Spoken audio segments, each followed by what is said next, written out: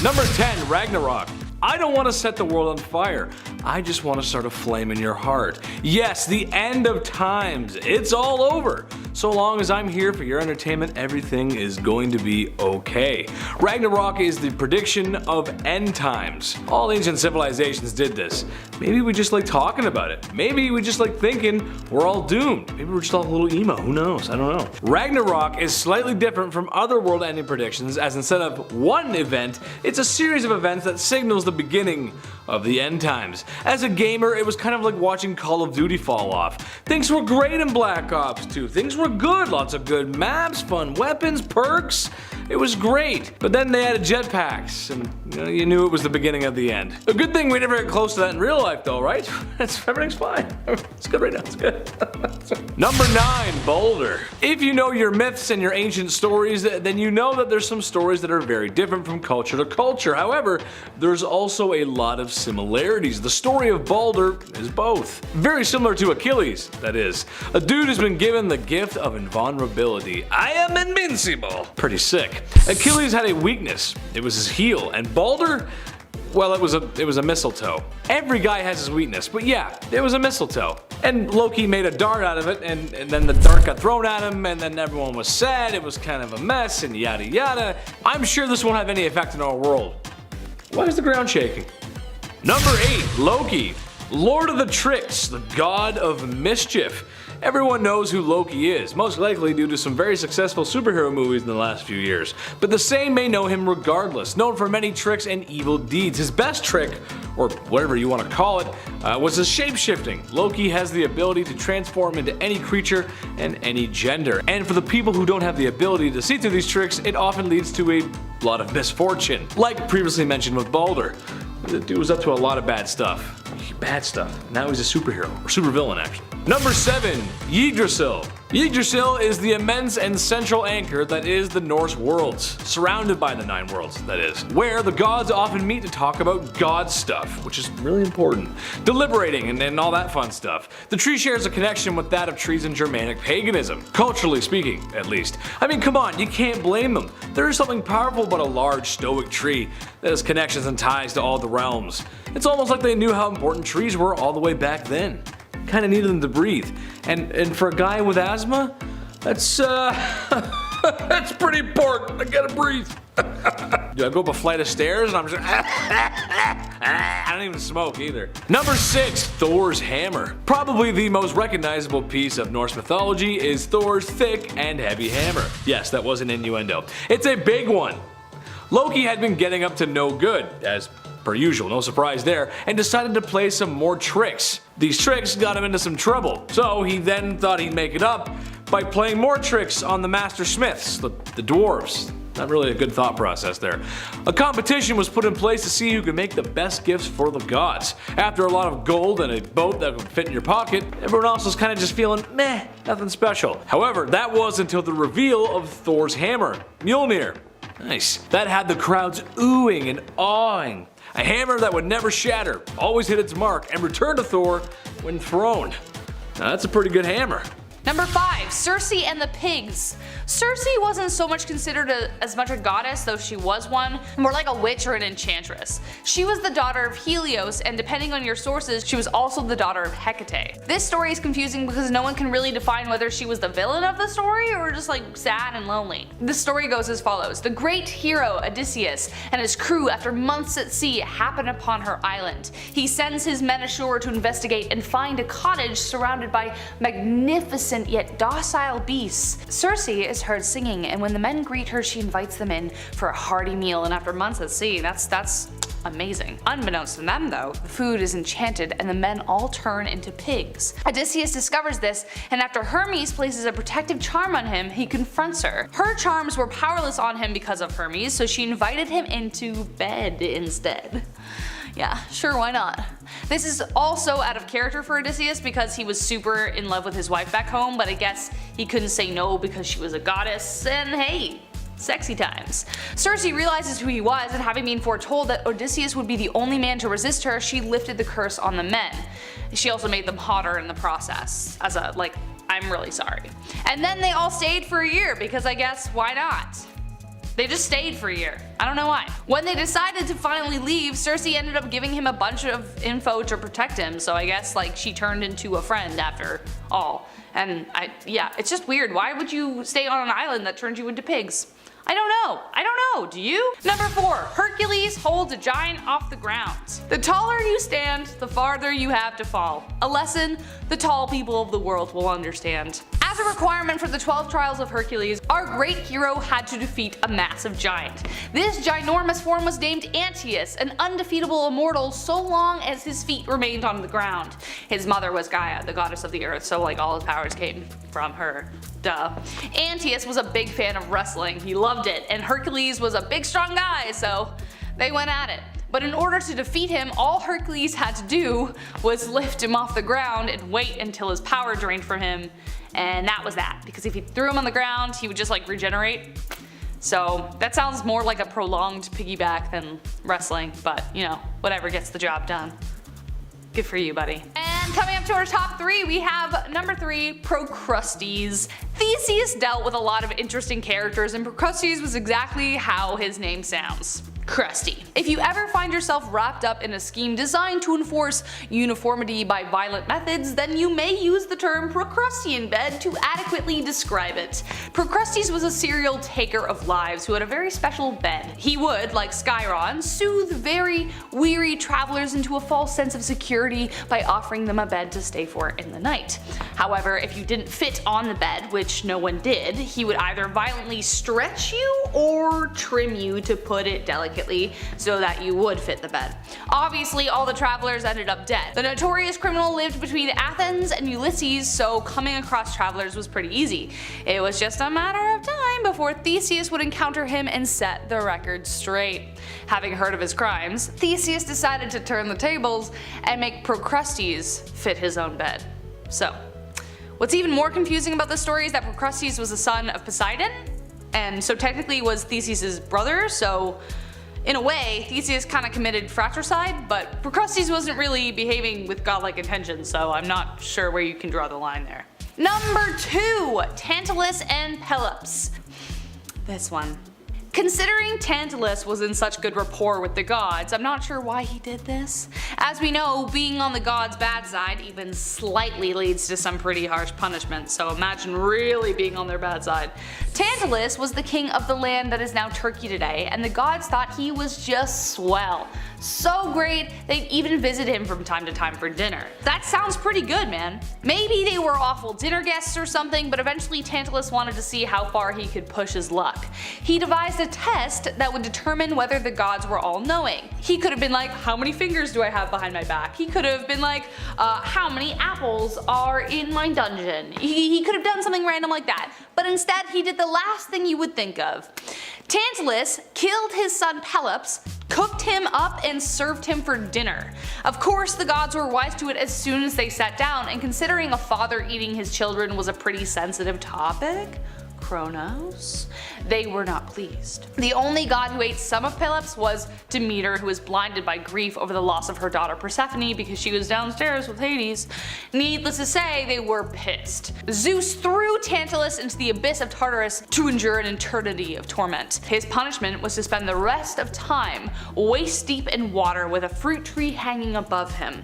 Each time he went to take a drink, the water receded, and every time he went to take a bite of the fruit, the wind would blow it off course. However, as soon as he stopped lunging for it, everything would return back to normal and tempt him even further. Happy ending for Pelops though, since Demeter ate part of him, they brought him back to life, and he was turned into ivory. Pretty good.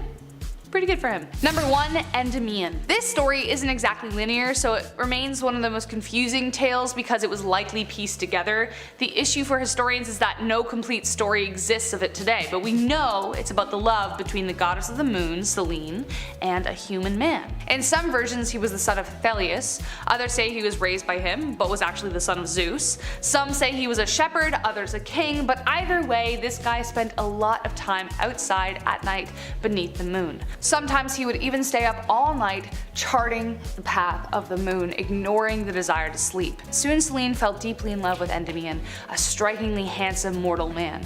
Selene could no longer ignore her desire and decided to visit her love, abandoning the sky altogether. Softly, gently, she crept up upon him to avoid frightening him, but the two were swept away by the throes of love, but her adoration distracted her from her duties. In addition to that, Endymion was mortal, meaning their love would be short-lived in his mortal life. So Zeus, either for punishment or pity of Selene, put her lover into a deep, frozen sleep so that she may always see her love as a young man. But little more is known actually if that was punishment or pity. But hey, it's kind of beautiful. Number 10, the dedication of Iklavia.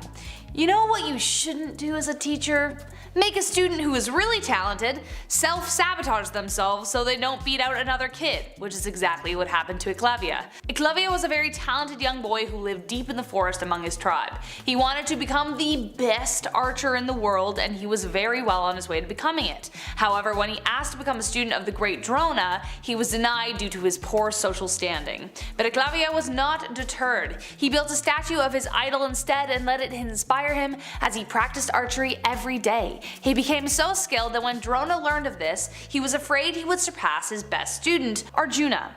So he demanded Iklavia payment for studying under him, even though it wasn't technically under him, in the form of his right thumb. Then, sadly, this story doesn't really have a happy ending. The boy cut off his thumb right there and then, forfeiting his dreams of becoming the best in the biz. So overall, work hard to get where you want to, and then give over to jealousy and let someone cut your thumb off so that you'll never achieve it. Number 9, Minotaur. Confusing and terrifying? We love a little bit of everything here on Bumblebee, which is why I bring you Minotaur, a terrifying creature slash demon that delights in scratching the faces off its victims, a very specific thing, leaving them for dead. No one quite knows what it looks like, but the most common description is a hairy spider with soulless eyes. Spiders already have soulless eyes, I hate them. They are known for attacking only at night and sometimes cause strange blackouts before they attack. Now, many believed for a long time that it was simply the stuff of legend, a scary bedtime story told to make sure children behave. But in the early 2000s, the town of Kanpur, India blamed several attacks on the creature. Several people reported attacks at night and awoke with strange abrasions on their faces. Even more mysteriously, the victims entirely blacked out on the events leading up to it. Police as well as civilians became so convinced that it was real and it was attacking their community that they led special searches at night. But then, almost as soon as they had begun, the attacks stopped, leaving behind yet another legend of a bedtime story becoming real. Number 8, the Devotion of Iklavia. Genuine question for all of you. If you saw the most beautiful thing, place, person in the world and knew that nothing else would ever be as perfect, would you wish to keep your sight or have your sight taken away because nothing would ever come close to it? Personally, I'd probably keep my sight because you never know. But Iklavia was so devoted to Lord Krishna that he had his sight taken away again. He loved Krishna so much that he wrote song after song in his praise. Iklavia was a blind man but had a heart for music. One day Iklavia fell into a well and Krishna saved him.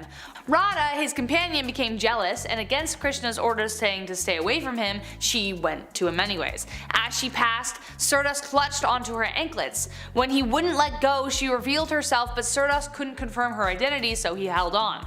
Krishna then graced him with vision and let go of the anklets. He was so stunned at having finally seen his hero that he asked to be blind again as nothing would ever come close to it. My question is, if he was blind since birth, how would he even know what Radha looked like to identify her? Would he just have been overwhelmed by her amazing goddessness? I don't know. Number 7, Nishidak. Have you ever turned around at your desk thinking someone just called your name?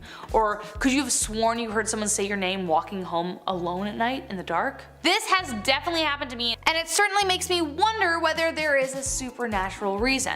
Otherwise, why does almost every culture have a myth related to voices in the dark? The Nishidak from Hindu mythology is a dark entity that lures travelers deep into the forest areas by making it sound like a loved one is calling to them. This is the moment where curiosity could kill the cat, because if it got the better of you, you could end up dead. The voices will lead you to a deserted area away from prying eyes and then snap, it will devour you. But what if it's actually someone I know who needs help? Well, there is one way to tell. Wait for them to call a third time. The Nishida can only say your name twice, so if it no longer says it again, keep moving as it is surely the Nishida. Number 6. Nail Ba. Part of the role that mythology plays is to establish rules and boundaries for society, especially children. If you don't want a young one playing by the river alone, you tell them a scary story about a monster who lives there, so they won't go near it. But did they really have to go this hard with this one?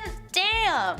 Nail Ba is a terrifying, dark, demonic spirit that walks the streets visiting people's houses. Her name has been written on the doors and walls of small towns and villages in rural Bangalore to deter the spirit from entering. Some variations of the myth say that she is the spirit of a wandering bride seeking her husband.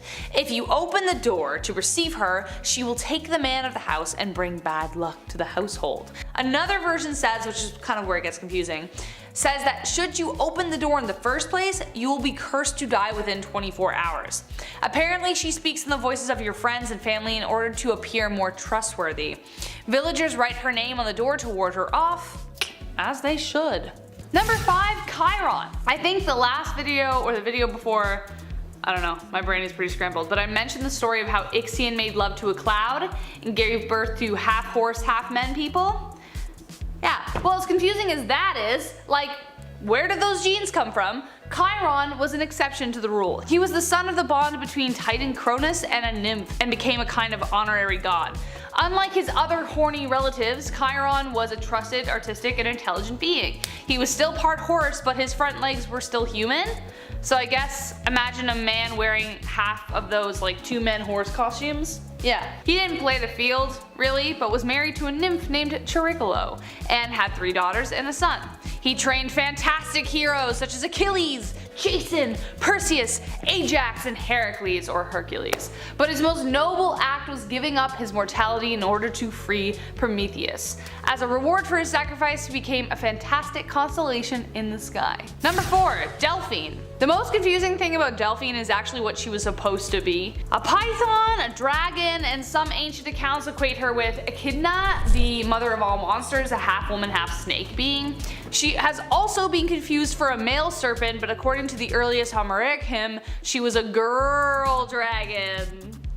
Anyone get that reference? No? Okay, moving on. There are quite a few different accounts of the goddess, and descriptions of her aren't really consistent, but we do know that she was a dragon type thing born from Gaia, the Greek goddess of earth. Her name means womb, and only us ladies really understand why a womb would be depicted as a dragon.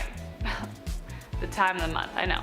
Delphine was given the charge of guarding the Oracle of Delphi. For some reason, Apollo really wanted to control it, so Delphine and him went head to head on several occasions. He eventually slew her with his bow, allowing him to take control, so unfortunately that happened. But hey, he's a god. Number 3. Medusa. The origin of her story has a few versions, but no matter what way of getting there, she ends up as a gorgon. Her hair full of snakes and armed with a petrifying gaze, Medusa is one of the most prominent figures in Greek mythology. The story of Medusa has come under some confusion recently. Some say that the god of Poseidon took her without consent, violating her oath to Athena, and therefore the goddess punished her. Some say it was consensual, some say that she just insulted Athena somehow, but this is the most popular story. Medusa, as a mortal woman, was said to be the most beautiful woman in the world, but remained an enchanting and steadfast priestess for Athena. Though at first Athena was proud of her subject, she became irritated that the people were only at the temple to see her, because she was fire. Poseidon didn't like Athena because she won Athens, so he tried to seduce the young maiden to get her angry. She refused because she's awesome and ran to the temple and prayed to Athena for protection, which the goddess gave her none, so Poseidon took her anyways. Athena punished her, saying it was her fault, though like, obviously it wasn't. Where the heck were you, Athena? Bad move. You'd think Athena would be half decent in this situation, but guess not. So she turned her into this ferocious gorgon, and then on the way out of the temple she ran into her best friend and turned him into stone and a whole bunch of other people. It's a really sad story. She wasn't a monster. I don't think so anyways. Number 2, Pygmalion and Galatea. We talked about Narcissus, and this story is kind of in the same vein. Like, you know, you fall in love with your own work of art. The world is wide and strange, and people marrying cars and objects is actually far from myth. It's actually happened, but like why? How? No clue. Which brings us to the strange tale of Pygmalion and Galatea. Pygmalion was a sculptor and carved incredible lifelike ivory creations. His dedication to his craft left him no time for love and even swore to a life without wedlock. But this longing one day manifested in a statue he carved of a woman of unparalleled beauty. He could not take his eyes off his creation and named her Galatea. He clothed her, decorated her, kissed her. The guy was obsessed. The festival of Aphrodite was approaching and he prayed and prayed she would come to life so he could marry her. Aphrodite, upon seeing the sculptor, was awestruck by her beauty and agreed. As you can guess, though unlike most Greek love stories, they lived happily ever after, which is unfamiliar for the Greeks, honestly. So many tragic stories. Greek tragedy is a thing. Number 1, last but not least, Io and Zeus. Yet another reason to be wary of clouds. I honestly don't know how the gods made love by a vapor, but some things we will just never know. Io was a follower of Hera, and Zeus, upon seeing her one day, fell hard in love, or in lust. Depends. She constantly avoided his lustful attempts until one day Zeus decided to take what he wanted by surrounding her as a cloud and making love to her. Without consent. Which is, for some reason, a word I can't say on YouTube, but you get the point. Hera figured that out, turned her into a white cow because she was mad, tied her to an olive tree, and had her guarded by a 100-eyed dog. Zeus then sent Hermes to get rid of him, which he did, but then Hera released the cow Io and plagued her with madness as she wandered around. While wandering, she met the poor titan Prometheus, who was cursed to have his liver torn out every day, and he comforted her by saying that she would one day return to her human form and bear a child by Zeus that would someday release him. Zeus caught up with her in Egypt, turned her back to human form, then her descendant, like 11 generations later, Hercules, released Prometheus from his chains. But wait, I thought that was Chiron. What? Number 10, the Griffin. More strong than 8 lions and 100 eagles. Originating in the Middle East and then being adopted in Greek literature, griffins are a majestic amalgamated blend of the body and back legs of a lion mixed with the wings, beak, and talons of an eagle. These mythical creatures were praised for the intelligence they apparently possessed, as well as the fact that they clearly had excellent patience as they mated with one other griffin for life. But don't think that makes them any less ferocious or fearsome. They would rip things apart with their giant beaks and talons and could fly victims to the skies. We believe the idea of the griffin was actually inspired when Scythian nomads interacted with dinosaur bones in Central Asia, specifically the bones of the dinosaur Protoceratops, which, I mean, yeah, that makes sense. Kinda looks like a bird-like creature if you, like, tilt your head maybe. Number 9, the Loch Ness Monster. Hey lad, be careful when you venture out into the water's depths. That deep water has a beast hiding, just waiting to spring up and cause trouble. Yes, the Loch Ness Monster, maybe the most famous of all the mythical creatures. No thanks, of course, to all the hysteria that surrounds the watery lass. Ever since a black and white photo from the 1930s emerged, so did interest in this mythological creature.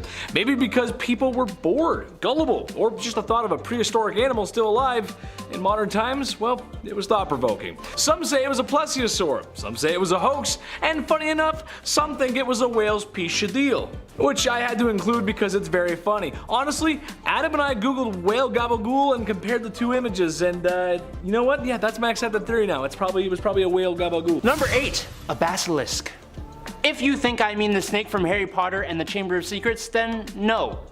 Well, yes, but also no. See, in the earliest mention of the basilisk in ancient Rome, it was a snake-like creature with a sort of crown. But then you fast forward to the Middle Ages and this thing is a serpent with the head of a rooster and the wings of a dragon or a bat. I don't know how we made that jump, but hey, that's just how she goes.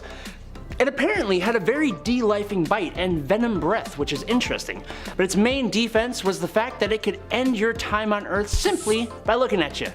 Sounds like my ex. No mention of petrifying people though.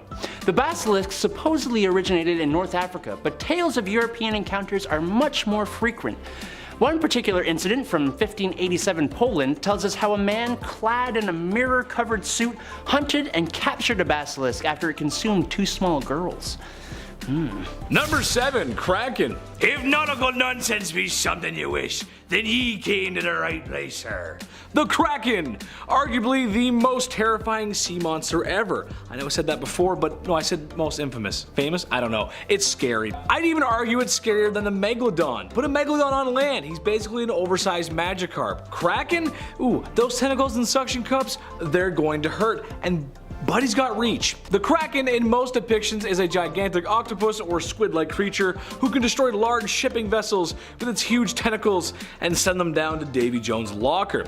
In Norse mythology, some depictions of the octo beast are as big as islands, which ooh, that's really big. Sometimes creatures like this and other mythological stories come with lessons or a tale of something, and usually these creatures have a weakness or an exploit on how to defeat such a beast.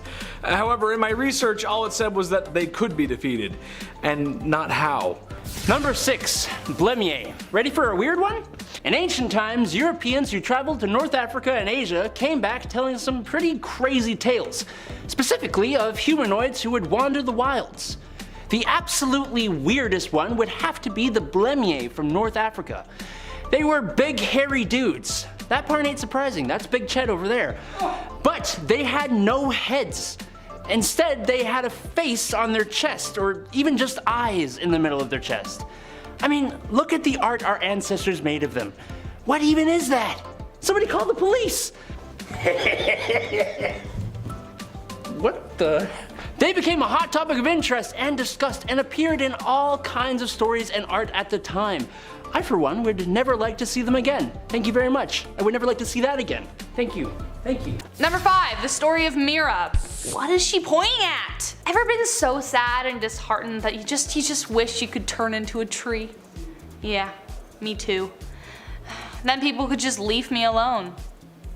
However, the only person to ever successfully transform into a tree was Mira, who turned into the Myr tree. But the story behind it is kind of messed up. Mira loved her father. A little too much. Like way too much. She was in love with her father and desperately wanted to be with him. She knew it was wrong and tried everything to resist the gnawing desire inside of her, even trying to take her own life. Her nurse found her and, fearing ever parting with her, decided to work up a scheme to hitch the two together. On the celebration of Bacchus, the queen hitched town, so the bed was empty. You see where this is going. Disguised as a maid, the nurse brought Mira to his bedchamber for 12 straight nights. On the final night, the king, overwhelmed with curiosity, removed the mask she was wearing. When he discovered that his lover had been his daughter, he reached for his sword and tried to kill her. Makes sense. Mira fled her father and ran across the desert for 9 months, and surprise, she was pregnant. When she couldn't run anymore, she begged the gods to hide her from the world. They took pity on her and turned her into the Myr tree, which one day would be hit by a running boar, revealing the child Adonis tucked into the bark. Adonis was also supposed to be super hot and awesome, which totally doesn't play by the rules of like incest. Like usually something goes wrong there. Remember Joffrey? Like that didn't go well. Number 4, Ixion. This one is confusing because it prompts a question I've never wanted to ask. How do you even make love to a cloud? When Ixion, the king of Lapiths and the son of Aeris, married Dia, the daughter of Dionysus, he promised him a gift. However, when Ixion reneged on the promise, Dionysus stole some of his horses. Enraged, Ixion invited him to dinner to make amends, but instead pushed him into a fiery pit of coals. I mean, he is the son of Aeris, like what you expect. He was banished for such a crime because it was completely uncool, but after a few years, wandering sad and alone, Zeus took pity on him and invited him up to Olympus. That's a good idea, where Ixion got the hots for Hera. Zeus decided to see if he would actually even try it, like would he even try it? And so he sent him a cloud shaped like Hera. Ixion did try it, and he made love with the cloud, and even stranger, it got pregnant. Their union gave birth to the first centaurs, who were literally and figuratively horny little half-horse, half-human people that roamed the world. As further punishment, Ixion was thrown from Olympus, struck by Zeus's lightning bolt, and bound by Hermes to a fiery spinning wheel. Some people just really don't deserve your pity, man. They just don't. Number 3, Alcyone and Ceyx. This one kind of hurts my heart, if I'm being honest. The love story between these two is just something everyone longs for. They were admired by humans and the gods, and yet they were still punished for it. What? Alcyone was the daughter of the god of wind and devoted wife to King Ceyx of Trachis. They were so in love with each other, they often playfully called each other Zeus and Hera. Despite many of the gods admiring them, and this was clearly an endearment, Zeus wasn't pleased. How dare they compare themselves to the gods? So he waited until Ceyx planned to visit the oracle, against his wife's wishes, who was concerned the wind he faced would be too harsh on the sea. Even her father had difficulty controlling it. But he did, and Zeus stirred a storm that sunk the ship. With his last breath, Ceyx prayed his body would be brought back to his wife. Hera took pity on the mournful widow and sent a messenger and the body back to her. After burying her husband, she flung herself into the sea to be reunited with him. The gods were horrified by Zeus's actions because they loved the two of them, so he tried to atone for his rash action by transforming them into kingfisher birds. Yeah, Zeus, turning them into birds, it really fixes everything, don't? You're fine. Number 2, Pan. What a weirdo! Pan is literally the weirdest horn dog god who ever graced the planet Earth. Firstly, the way this dude came to be makes no sense. There are many versions, but one of them involves Odysseus' lonely wife getting jiggy with 108 suitors. Pan, like, stamina, right? Pan had the hind legs and horn of a goat and was the god of shepherds, flocks, hunters, forests, pastoral music, and fertility, the last one being the most prominent. Let's Get It On by Marvin Gaye would have been this guy's anthem. He pursued everything and everyone, nymphs being his favorite. They would be so desperate to get away from him they'd have to turn into trees, Mira, reeds. Echo was even killed by his minions when she denied him. He could also multiply himself, creating like a swarm of Pan. He's also the only god who ever died, but no one is quite sure how that happened, so again, another confusing thing about him. Number 1, last but not least, Thyestes and Atreus. This next one will have your brain scrambled by the end. Thyestes and Atreus were brothers constantly at odds.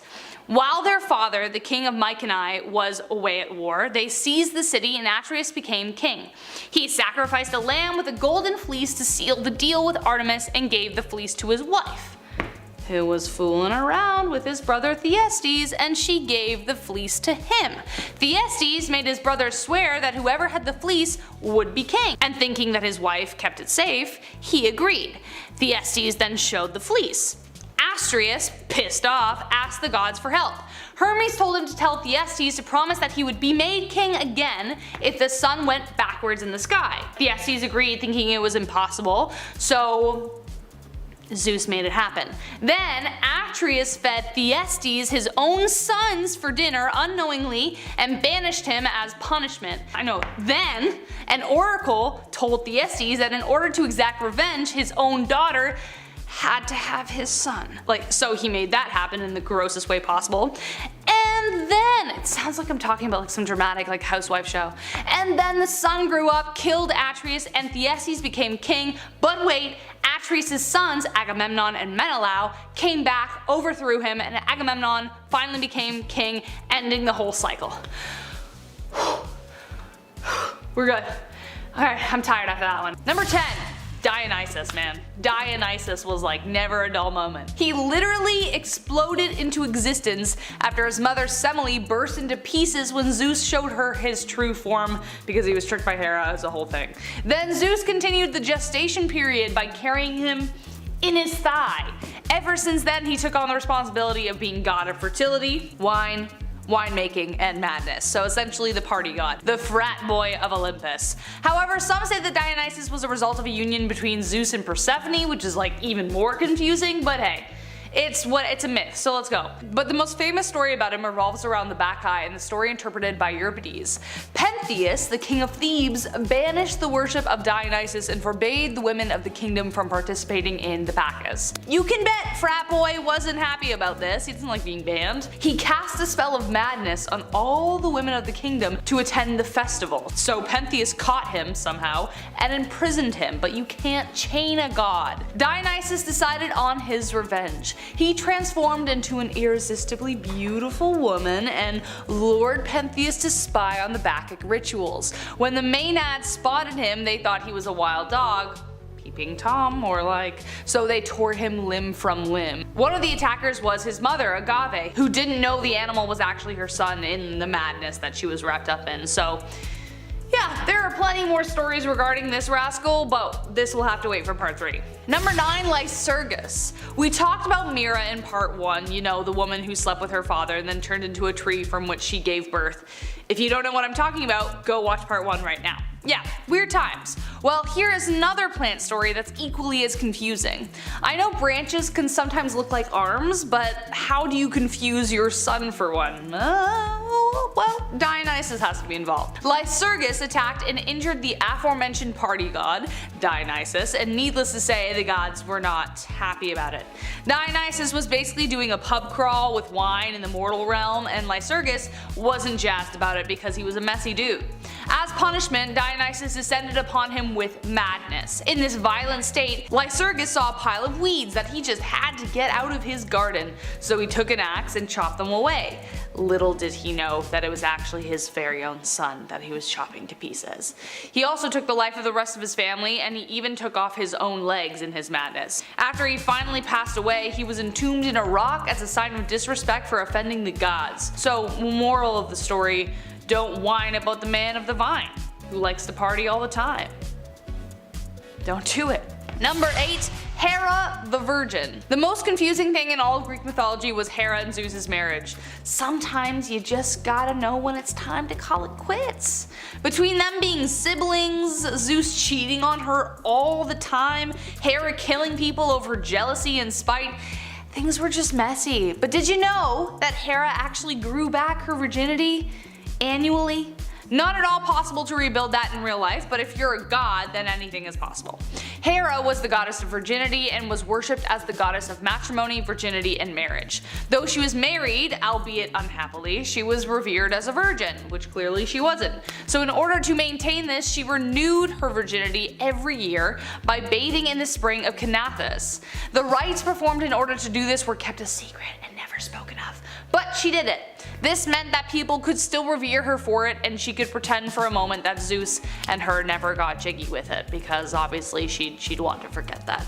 After all, being a faithful wife to an unfaithful husband doesn't sound like a grand old time if you ask me. Number 7, Chiron.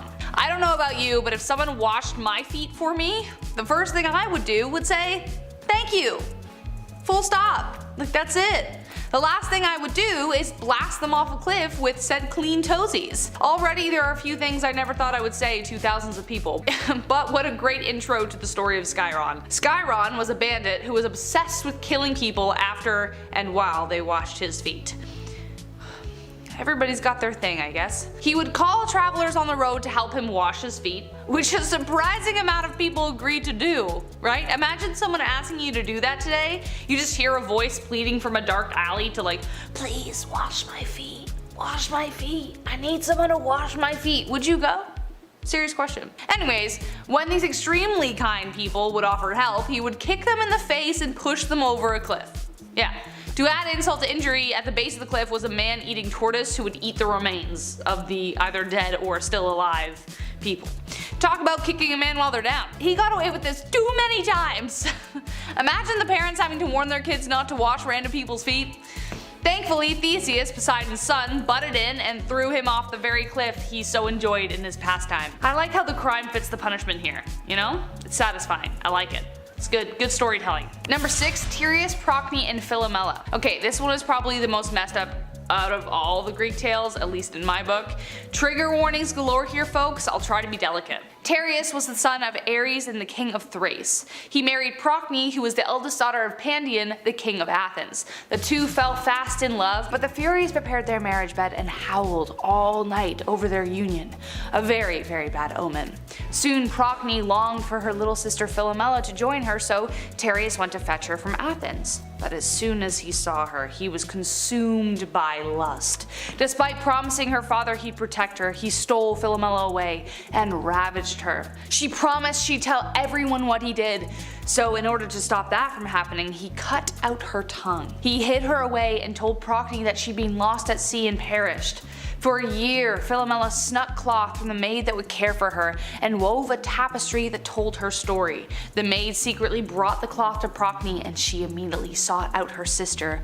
Fueled by rage, she took her revenge. She stole the life of their own son, Itis, and fed him to Tereus for dinner. When he called for him, Arachne revealed her sister and pointed to the stew that the king had finished. Tereus flew into a rage and gave chase, but the two women changed into birds to evade him.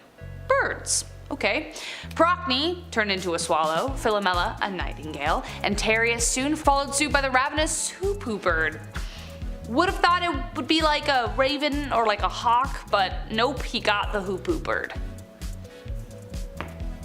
Okay. At number 5, mead and poetry.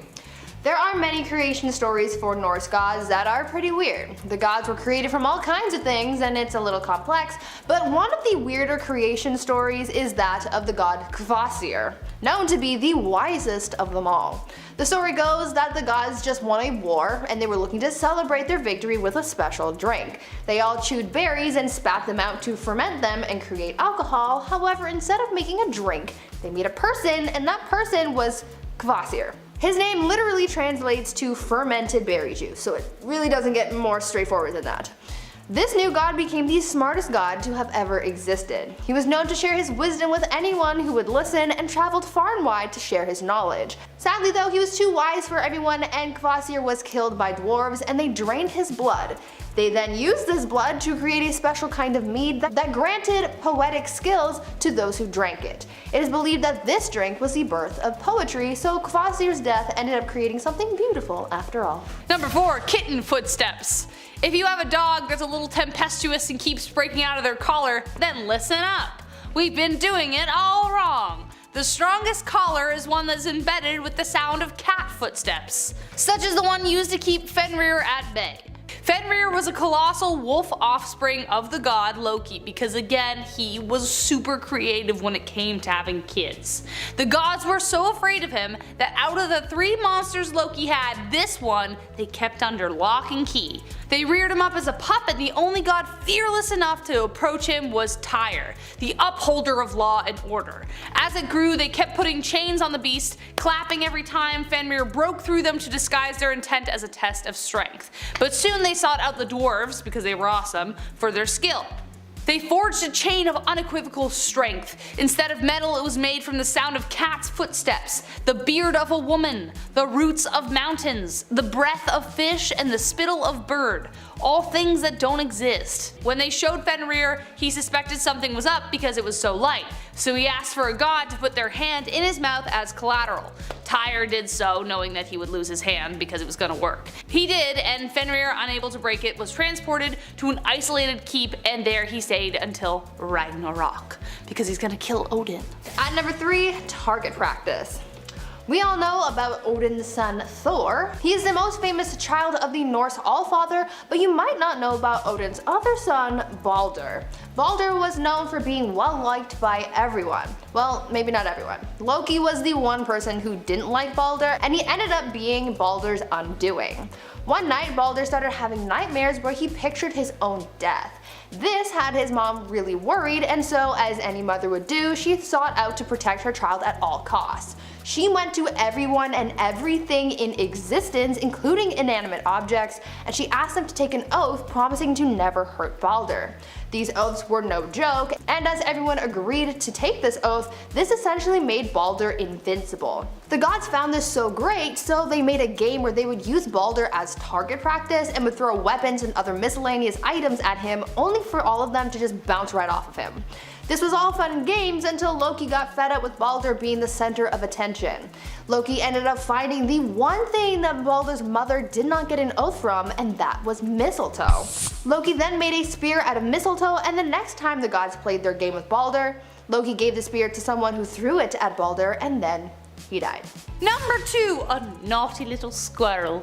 Everyone has that friend that loves the drama so much that most of the time they are the drama. And of course, everyone has had squirrels ruin their gardens or outdoor wiring at some point. How on earth did these two things relate? Well, let me introduce you to Ratatosk. In Norse mythology, all creatures live on the Tree of Life, which includes a little squirrel who loves to cause the drama. specifically between a dragon and an eagle who live on the tree.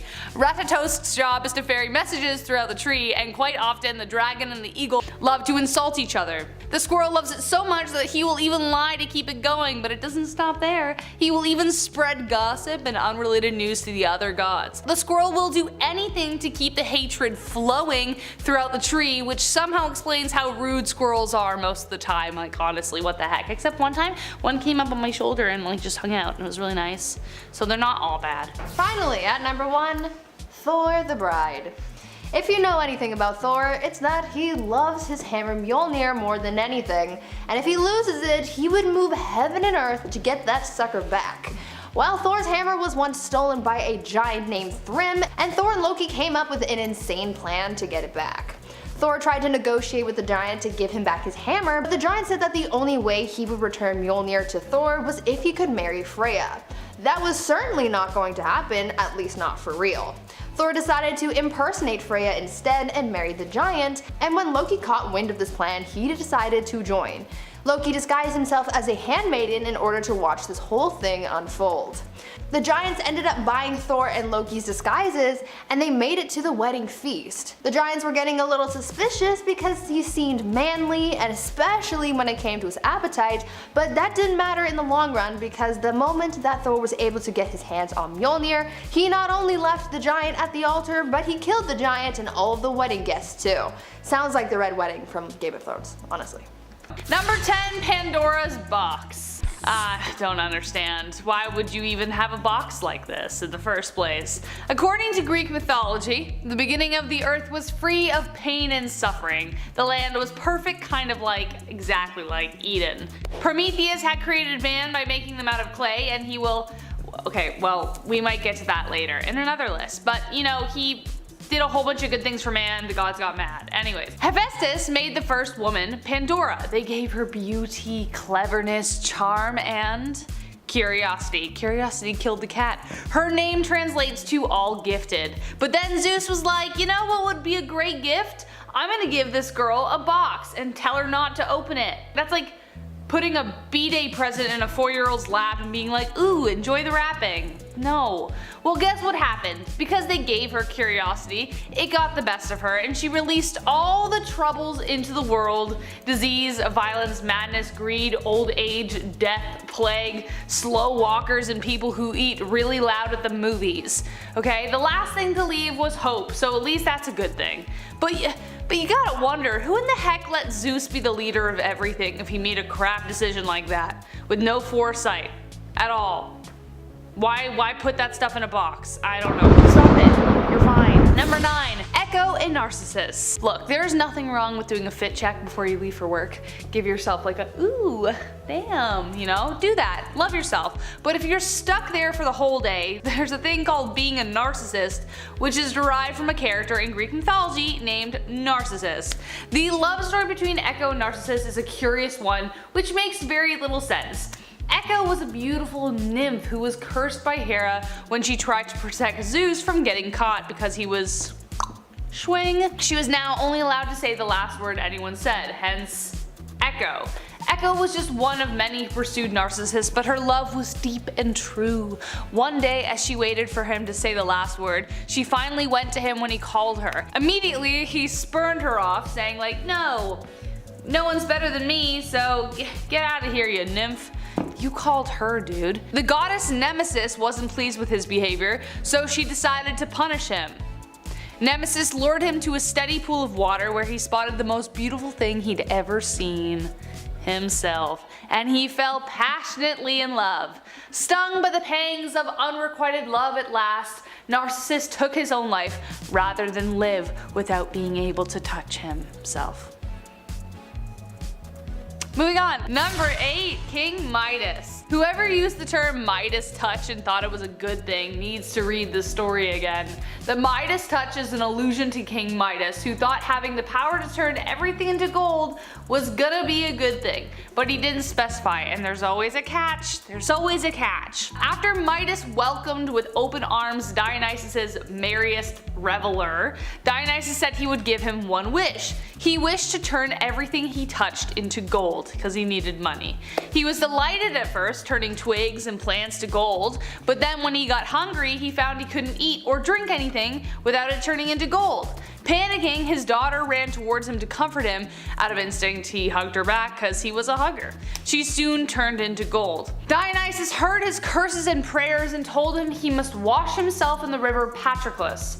Now, whether everything turned back to normal is debatable. Some stories say they did, others didn't, so there is some confusion there. But either way, Midas learned to appreciate all the things around him as opposed to wanting more.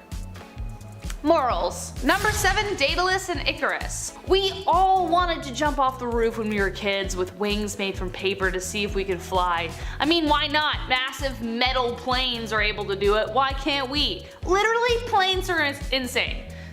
Side note, because science, that's why. But with stories like Daedalus and Icarus, a part of me still thinks it could work as long as you don't fly too close to the sun. Daedalus was a master inventor who designed the maze for King Minos' palace. He, along with his son, built it together, but the king tricked them and trapped them inside. Daedalus was said to have earned his skills from Athena herself, and soon he fashioned a pair of wings with wax and quills. Soon, father and son were able to flee, but Icarus ignored his father's warnings of flying too close to the sun, otherwise the wax on the wings would melt. Soon, this happened and Icarus crashed into the sea and died. It's a marvel that the wings worked in the first place, but it's even more of a miracle that they evaded the Minotaur, who was, like, by the way, inside the maze that they built for it. Also, no one explained how they broke out of the maze in order to get into the air into the first place, so I'm not sure how all this worked. If my parents said I couldn't jump off the roof with fake paper wings, then it only makes sense that this would fail, I guess. Number 6, Apollo and Daphne.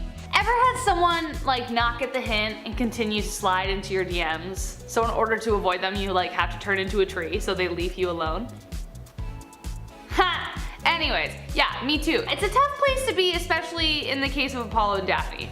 Apollo made the massive mistake of making fun of the god Eros, who, you know, the guy with the arrows that make people fall in love, Cupid. Well, in order to mess with him, he shot a golden arrow at Apollo, causing him to fall desperately in love with the nymph Daphne, and at the same time, Eros struck Daphne with a lead arrow, causing her to detest the god. Apollo pursued her with such fervor that Daphne eventually got exhausted running away from him, so she prayed to the river god Peneus to rid him from her. So she sacrificed her physical form and transformed into the laurel tree.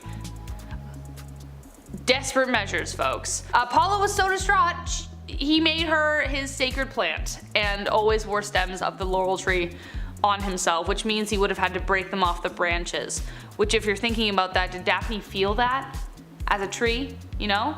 Did he just keep causing her more and more pain? Ugh. Number 5, Thor's Hammer. It's kind of hard not to talk about the Avengers movies because when you think of Thor and his hammer, it's really hard to not think about the handsome Hemsworths or the imagery from the movie. The story of Thor's hammer is rather interesting, however. So Loki, being the trickster that he is, gave a competition to the master dwarfsmiths to create gifts for the gods. After enough gold to keep Scrooge McDuck happy and a sailboat that could fit in your pocket, the hammer was revealed. Mjolnir, a hammer that would never shatter, always hit its mark and returned to Thor when thrown. Considering how many times Thor has thrown his hammer at his brother and his foes, I feel like it's safe to say that Loki's plans kind of backfired. Yet again, his plans backfire a lot actually. Number 4, Halder. Halders are seductive creatures found in the woods, and if you thought they were scantily clad women, then you would also be correct, because why not? The name derives from covered or secret. Also, it may have something to do with mermaids. Obviously no fishtails here, but similar creatures nonetheless. It's also said that if the Halders are treated with respect, then they can be nice to humans, which is good. I like when things are nice to humans. Apparently fond of charcoal kiln burners and would respect them if they were left provisions. Not sure what a creature like that would want with charcoal, but I don't know, maybe to keep warm because they're not wearing very much, I guess? Sure. This all sounds great, right? Well, maybe because some of them are looking to marry. Hubba hubba, let's go. Trouble is, she's got a cow's tail. Guess that's better than a fish body, but if you see her cow tail before getting married, then she keeps the cow tail. Some of these tales are just insane. Number 3, Elves. Everyone loves elves. The population of elves seems to significantly increase when there's a fan expo in town. Go figure, I wonder why that is. Elves in Norse mythology represent a small divine figure. Similar to the dwarves, they are creators of valuables and have their strong place in mythology. And for some reason, when the elves were no longer needed in the land of Vikings and Mede, they went to work for a fat man in a red coat in the North Pole. And before you even ask, yes, Father Christmas has his roots in Norse mythology. And yes, before you ask, I know him personally, and I will be telling him who's naughty and nice this year. Number 2, Kraken. I always used to think the Kraken was something Johnny Depp and Davy Jones had to deal with, but that's just not the case. I mean, this is the reason why I have a fear of water I can't see the bottom of. Look, I have no fear of water and I have no issues swimming. I'm actually a surprisingly good swimmer. Chris would be surprised. But good swimmers or good sailors alike are no match for the Kraken. The Kraken is a large squid or octopus-like creature that preys on doomed sailors and ships. Using his large tentacles, he wraps himself around your vessel and pulls you to the cold depths below. Horrible. Some Norse depictions of the large suction cup beast are as big as islands. Maybe with enough hand-holding and teamwork, you could take down a giant squid or octopus, sure, maybe. Why not? But we're trying to take one down the size of an island? I don't think it's happening, dude. There's no shot, dude. I don't think so. Big as an island? You're gonna need a spear like this big. That's big. Number 1, the Droger, the unliving, the deceased, past your expiration date. It is the end of a journey that we call life, and it seems pretty much every culture we have dealt with has had the most respect possible. A lot of ancient civilizations had their way of paying respects and staying close to the ones that they love, even in the afterlife. The Droger, similar to the ones you find in Skyrim, are undead creatures with grey flesh that protect the tombs that are filled with gold and valuables from potential looters and robbers, and maybe the occasional dragonborn. Oftentimes, a lot of warriors were buried or put in such tombs, which means a lot of loot and ceremonial blades to commemorate the life of the warrior in question. I'm curious, folks, let us know, if you had to be buried with something that you just can't part with even at the afterlife, what would it be? What would it be? For me, I'd say video games, but I don't know, it might be some Lego or something. Let me some Legos, bro. Let me some Legos. Number 10, Pasiphae and the Bull. The gods, man, they love to throw some bestiality as punishment at their will and pleasure. Equus probably would have been their favorite Broadway show. Everyone knows the story of the Minotaur, but do you know how it all got started? Well, let me enlighten you. King Minos begged the god Poseidon to send him a glorious white bull that he could sacrifice. The god obliged. He sent him the most beautiful, stunning creature from out of the sea, because apparently bulls come out of the sea. Anyways, but when King Minos went to sacrifice the creature, he found he could not bring himself to kill such a noble beast, so he just killed another bull instead. Outraged by his disobedience, Poseidon punished him by making his wife Pasiphae fall into uncontrollable lust with the bull. She convinced an Athenian inventor to create a hollow wooden bull for her to hide in, kind of like a Trojan horse, that could facilitate a union. Yeah. Like a union. You get what I mean by that, yeah. She then later gave birth to the one, the only, the Minotaur, which would later plague King Minos and all that fun stuff. You know, like the whole labyrinth thing. Yeah. That story. Weird. Don't understand it. But here it is. Number 9, Arachne. You'd think if someone was really good at something, they should be rewarded. But no, oh no, that's not how the ancient gods worked. Their egos were very fragile. Sorry, okay, chill out. Anyways, Arachne was a girl who was an incredibly talented seamstress, which made her a little bit cocky. One day she was so proud of her work that she proclaimed that she was a better weaver than Athena. Athena was the goddess of wisdom and war, so not a good person to mess with. Athena warned her not to make such claims, but she ignored her, so the two faced off. The two had a weaving contest in which Arachne ended up winning in front of all of the onlookers, but Athena didn't accept defeat gracefully and, instead of rewarding her, punished Arachne to feel immense overwhelming guilt, causing her to take her own life.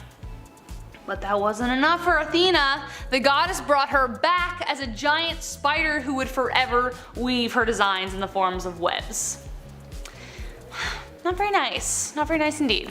Number 8, Aeris.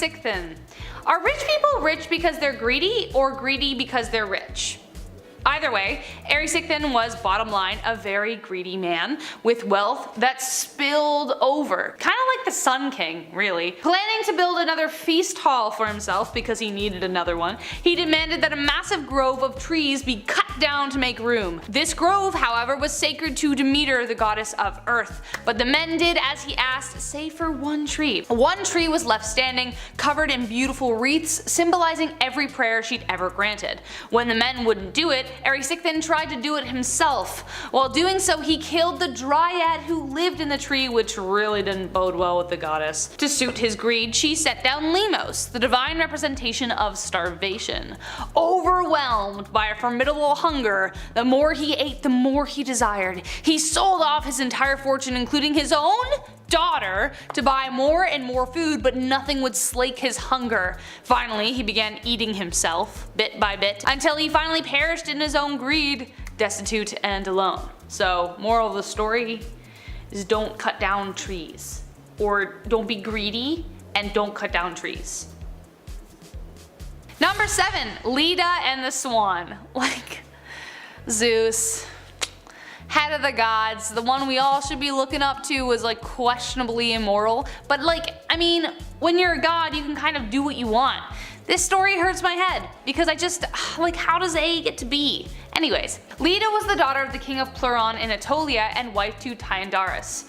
One day she wandered by the river Eurotas and Zeus fell hard for this bathing beauty, but he just couldn't show up in his true form because 1, Hera, his wife and sister, was watching, and 2, she probably would explode if she saw his true form. So he went to Aphrodite to ask what to do, and she transformed him into an immaculate swan. By either seduction or nefarious action, there's 2 sides to the story. Some say her, and others say that she was into it, I don't know. Leda became pregnant either way and gave birth to 2 eggs. Eggs! Inside the eggs were 2 sets of twins. One, the infamous Helen of Troy and Polydeuces, and the other 2 were born from Leda's husband, Clytemnestra and Castor. One pair was immortal and the other mortal, which is also still confusing because, like, didn't Helen of Troy die? I don't know. There's also another version which is pretty much the same tale, except it was the goddess Nemesis, not Leda, and Zeus turned into a beaver, and it was just really weird. So again, confusing. No idea what's going on. Number 6, Kronos. I like how the Greek gods are as like chaotic to how the world is in Greek mythology. It kind of makes a weird sort of sense, you know? This weird godly family was messed up from the very beginning, and if you don't know the original story of Kronos, then, well, here you go. Before the gods of Olympus, before Zeus and Hera, there were the elder gods Gaia and Uranus, and then their son Kronos, who married Rhea. Kronos overthrew his father, and when he heard that one of his children was going to do the same thing, he decided to eat them. All of them. Just gobbled them down like an aspirin. Rhea wasn't a huge fan of the whole thing, and eventually enough was enough. So when Kronos went to swallow Zeus, Rhea tricked him and gave him a rock instead. She stole Zeus and hid him away until the day he would be strong enough to return and overtake his father. Disguised as a cupbearer, he gave his father a purgative which made him puke up all of his siblings. Together they stormed against their father and overthrew him after 10 years in battle. Whew, that's a rough start to family life. And then Zeus married his sister, and there was a whole bunch of incest. It's just, you know what I mean. You've heard that. Number 5. Tezcatlipoca's Challenge. Aside from his brotherly rivalry, Tezcatlipoca was a bit of a mischievous little scamp. Stories tell that he would sometimes walk the earth as a skeleton with a beating heart, other times as a headless man streaked with red and white stripes. This terrifying image would wander around at night, seeking warriors who were doing the same. Once he found a warrior, Tezcatlipoca would challenge them to pull his heart from his chest. If they could, he'd promise to reward them with riches and power. Never actually did that though, just kinda like my buddy Dylan, who still owes me that transformer that I lent him back in elementary school. Come on, Dylan. Number 4. Huitzilopochtli rips out his nephew's. Back to Huitzilopochtli, with just the best family relationships. See, he had a nephew by the name of Kopil. Feeling ashamed for his uncle's behavior, Kopil tried to raise an army to capture his uncle. Now they decided to rest on an island one evening, but Huitzilopochtli's spies informed him of his nephew's little scheme. He ordered his priests to go and steal Kopil's heart, and under the dead of night they did just that.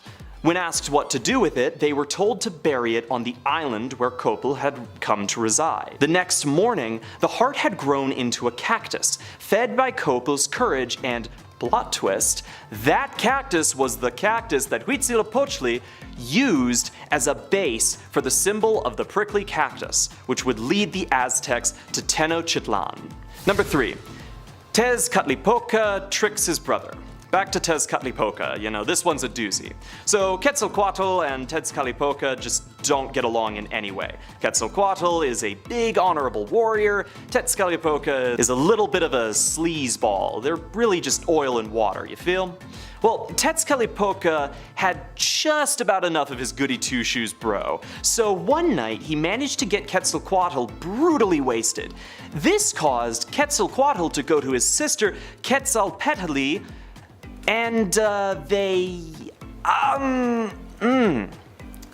Anyways, it wasn't great. Waking up the next day, Quetzalcoatl was so ashamed of his behavior that he just had to bolt. One story has him immolating himself on a pyre, his ashes floating into the sky and forming the morning star. The other one has him just kind of sailing away on a raft made out of snakes.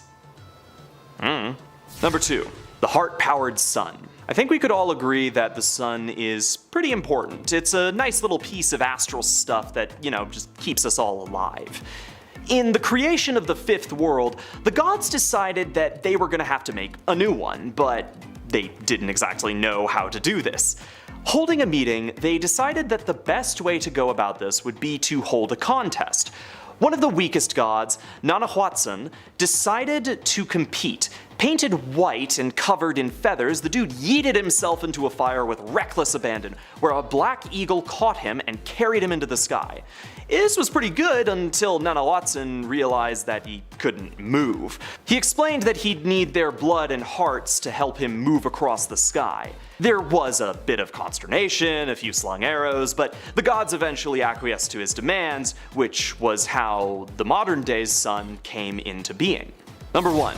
Tezcatlipoca's Dance of Death. One more Tezcatlipoca story, I promise. This dude's hilarious. So, our boy's just chillin', doing god stuff, when a bunch of townspeople tried to kill him.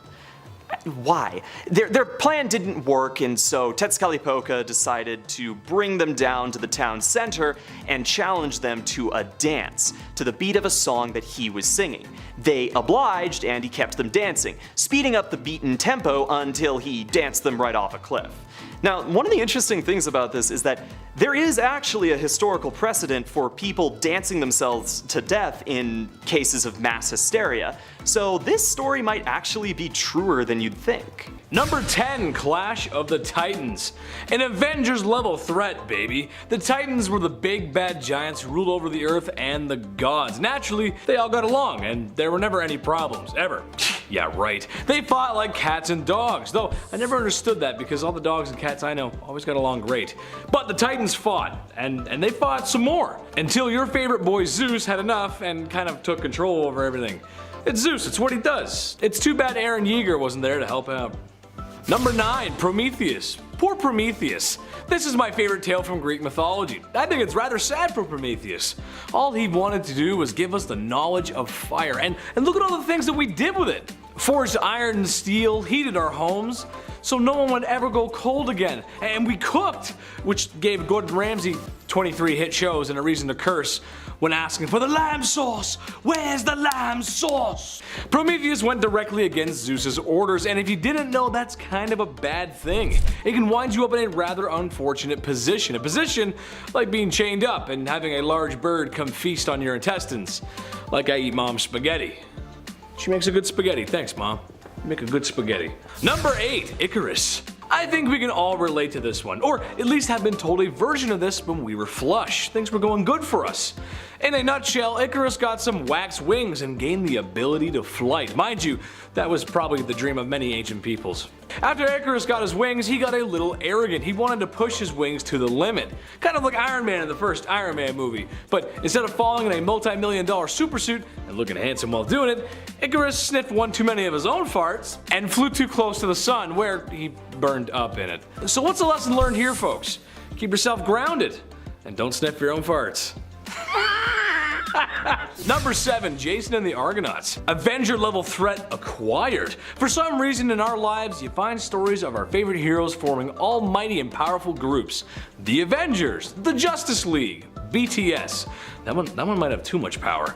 But yes, Jason and the Argonauts were a band of heroes on adventures, slaying beasts, taking names, and Greekifying the area. Sadly, for Jason and the Argonauts, every time they try and make a movie about it, it just never works for them. I don't know. They had a visually impressive one in the 60s, and everything after that has just been a complete misfire. Hollywood, if your casting calls come my way, just know I make a great Jason. Look at me. I could be Jason. A sword, a shield, and there we go. That's it. Number 6, Hercules. Hercules, the strong one, or the one where Danny DeVito coaches him through the process of being a Greek legend. If Danny DeVito is coaching you through anything, that probably means you're gonna come out on top. And yes, before you start typing in the comment section, technically speaking, Hercules is the Roman copy of Heracles. I know. However, it's kind of one of those things that everyone just knows the one, so anytime a Greek dude shows up with muscles, you blush and you think of Hercules. As far as Greek mythology goes, it doesn't get any more classic than a super strong guy with abs and biceps. Maybe a little bit of olive oil on him, I don't know. Number 5, Holder. Okay, picture this. You're walking through a forest in Norse mythology. Nice. Doing as you do. Boy, what a nice forest this is, you say to yourself. I sure am grateful for the tree of life and Odin and all that stuff I have because of the such nice things because I pray to them. Don't hurt me. When all of a sudden you spot a lady in the woods and hubba, she's gorgeous. She lures you in. She thinks you're handsome and doesn't care about your receding hairline, beer belly, and the big toenail that you should have got checked by a doctor months ago. I'm calling a lot of people out there. She wants you to marry her. Sounds too good to be true, right? Guys, come on, you know what I'm talking about. But you gotta be careful though, guys. You gotta be careful. Because if you saw her cow's tail before you married her, she keeps it. Or so the story goes. So yeah, they were ladies in the forest with cow tails, you had to marry them, then if you saw their tails before you were married, she'd have it for the rest of life. Makes sense. Sure. Number 4, Elves. Elves, everyone loves Elves, especially that movie, Elf. Everyone loves that one. It's like it became an instant Christmas classic, crazy. The population of Elves seems to significantly increase when there's a fan expo in town. Go figure. Elves in Norse mythology represent a small divine figure, similar to the dwarves. They are creators of valuables and smithers, and had their strong place in mythology. And for some reason, when the elves were no longer needed in the land of Vikings and Mede, they went to go work for a fat man in a red coat in the North Pole. And before you even ask, yes, even Father Christmas has his roots in Norse mythology. And yes, before you ask, I know him personally, and I will be telling him who's naughty and nice this year. Christmas might be far away, but I'm watching. Ooh, we're watching. Don't you worry, me and Santa Claus. Ooh. Number 3, Kraken. This one actually surprised me. I didn't know this. I wasn't expecting this to be Norse. But yeah, the Kraken. In a nutshell, the Kraken is a huge octopus or squid-like creature that preys on the poor and doomed sailors who dare cross its path. Now, I'm sure a lot of you fear the deep water because, well, you can't see the bottom of it, and I think that's a rational fear. The reason for that, of course, is because you don't know what's big chillin' at the bottom of that water. The answer? It's the Kraken. That's horrifying. Using its large tentacles, it wraps itself around ships and brings them down to Davy Jones' locker. Or at least that's what happened in Pirates of the Caribbean. That's how I get my knowledge. In some Norse tales, the Kraken is as big as an island. Yeah, if you see an octopus just as big as an island, just turn the boat around at that point. There ain't nothing on the boat that's gonna deal with that business. Just turn it around. Just turn the boat around. We're out of here. We're leaving. Just walk it off. Number 2, Droger. Okay, let me paint a picture for you. It's a late summer night in 2011. You're a couple inches too deep into your favorite couch. A calming music plays as you traverse the lands of Skyrim. You come across a door and begin to explore. What untold riches you will find in this dungeon, except the first thing to greet you is an undead creature with pale gray flesh and eyes that glow blue like the sea. It charges you with a sword and gives off a grunt that sounds like your dad choking at an all-you-can-eat buffet. You slay the beast and try to read its name. Droger's no vowel there, Droger. You've unlocked a new ability. Dyslexia. Okay, so maybe that was my story, but the Drogers are the focus here. Skyrim is heavily influenced by Norse mythology. Droger is one of those things. They were undead creatures that would protect the tombs and graves from looters, as a lot of the warriors at the time were buried with such valuables. And yes, when I go into dungeons, I tip over everything. The pots, the wall, I check everything, gotta check everything. Number 1, Valkyries. Oh yes, the beautiful Valkyries. For such a gorgeous image, they have a rather grim job. Whenever someone falls in battle, it's up to these ladies to guide them to the afterlife. In a way, they're kind of like battle angels. It literally translates to chooser of the slain. I hope you folks have been praying towards Odin, otherwise you won't be able to make it to Valhalla, which is bad, because that's where all the good little Viking men and women go. You want to go there, so they can be with their ancestors and eat and drink meat all day, and you want that. I know you do. Number 10, Balder. When looking at ancient myths and stories for a while, you'll come to notice some shocking similarities in these cultures' stories. Some of these cultures interacted with one another and some did not, which to me says we're just good storytellers. The tale of Balder is like that of Achilles, a young and strong warrior made invincible by his mother. Mothers have that ability. Achilles was dipped in the river Styx. Balder was given a spell, each with their own weakness and each with their own invulnerability. Achilles and his heel, Balder and a mistletoe.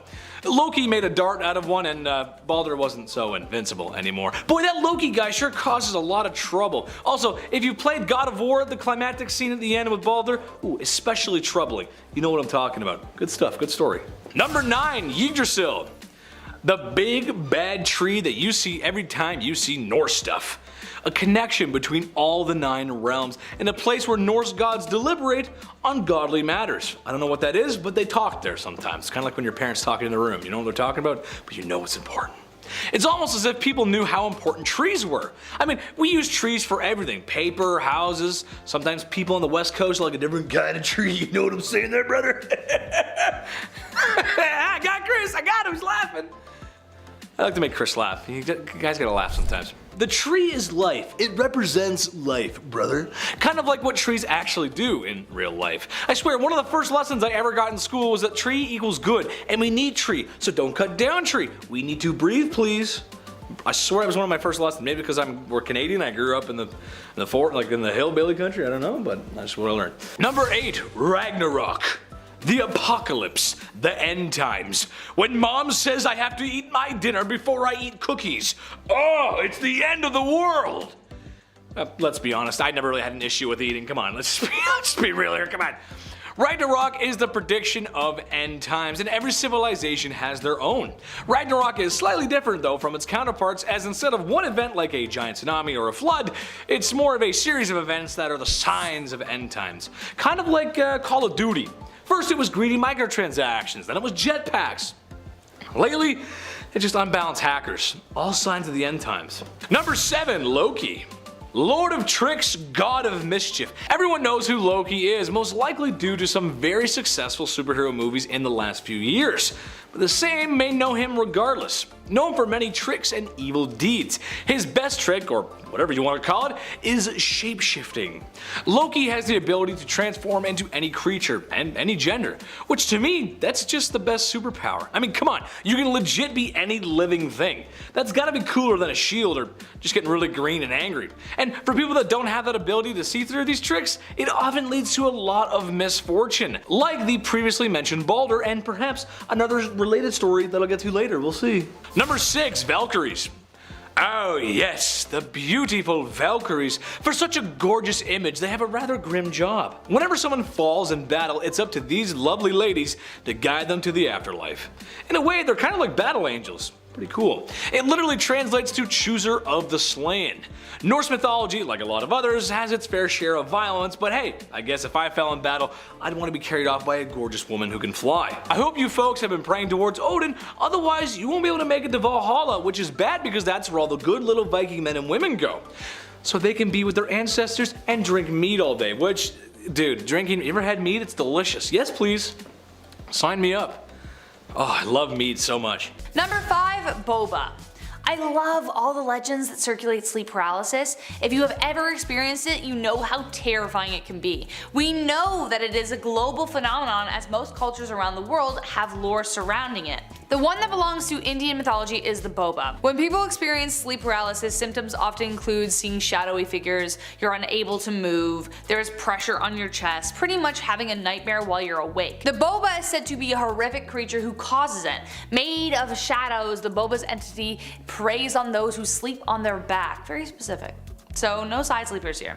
It strangles its victims to death while asleep, and it is said to be a paranormal explanation for sleep paralysis. So side sleepers, like me, you're safe. If you sleep on your back, you're in trouble. Number 4, Hiranyakshipu. Is it better to be feared or respected? Respected, obviously, that's what I think, because hopefully no one will be looking to stab you in the back if they're so afraid of you, you know what I mean? So it was only a matter of time for the self-proclaimed king of demons, his words, not anyone else's. Even his own son was like, nah, dad. Even though he wasn't the one who did it, he wanted everyone to believe that he created the universe and that he was uncontrollable. His son was, of course, one of the ones who refused to take his belief. Not a good look for him, so he of course tried to kill his own son. No love when you're the king of demons apparently, but every time he tried to even harm his son, he walked out of it unscathed. The reason? Vishnu was protecting him the entire time. But how would they get rid of his father? Well, because he could not be killed by a human, devil, or animal, Vishnu created a blend of creatures creating something entirely different. It was called Narasimha, and one day at twilight he laid on the king of demons' lap and disemboweled him with his claws. I feel like the king of demons was like, oh look, a kitty thing, oh no, and then died. Number 3, Raktabija. This dude seriously sounds terrifying, and I don't know how anybody beat him, but they had to create a whole god to get rid of him.